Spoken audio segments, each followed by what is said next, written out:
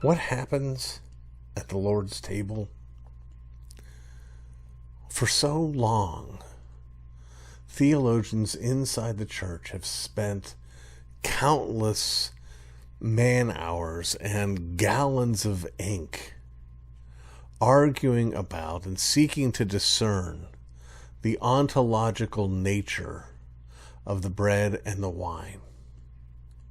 Jesus said of the bread, "This is my body." He said of the wine, "This is my blood."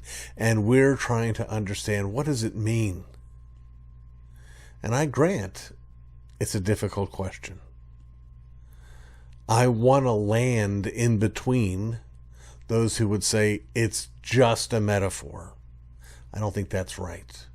And those who say it's magic, where this happens and that happens and it's presto changeo.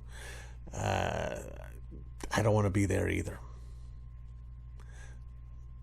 But at the end of the day, I'm much less concerned about what happens to the bread and the wine than I am with what happens to me. What happens at the table is not about what's on the table, but who is at the table. Now, in this brief segment, I don't have the time to give a full and complete exegetical defense of what I'm about to tell you.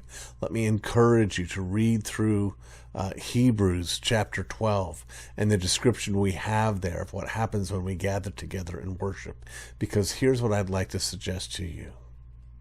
When we come to the Lord's table, we go to a different place and a different time. That we are lifted up into the true and eternal Mount Zion. And we enter into the fullness of the kingdom. Because, friends, what defines the fullness of the kingdom is the intimacy that we enjoy with our Lord and Savior. Because what's happening here is this: remember that we live our lives coram Deo, before the face of God. There's no place you can go and be away from His presence. But when we come in worship, we're drawing near to Him. So even though we're always with Him, we can get closer to Him. The way I like to help people understand it is, imagine layers of veils that separate us being pulled away. We're right there either way, no matter how thick that veil may be. We're right next to each other. But as it gets thinner, we behold more of each other.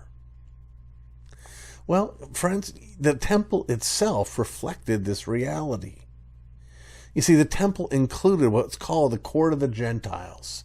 And it was that place, the temple, of course, overall being the representation of God's presence. And the court of the Gentiles was that place where anyone could go. But in order to go into the temple where the actual worship took place, you had to be in covenant with God. When we gather together for worship, that's what we're doing. We're gathering together as God's people to offer up sacrifices of praises. But inside the temple, there was one place that only one man could go, and only once a year. On the Day of Atonement, the high priest could go into the Holy of Holies. But when Jesus died, that curtain that separated the Holy of Holies was torn in two from top to bottom, representing our free and full access into His presence.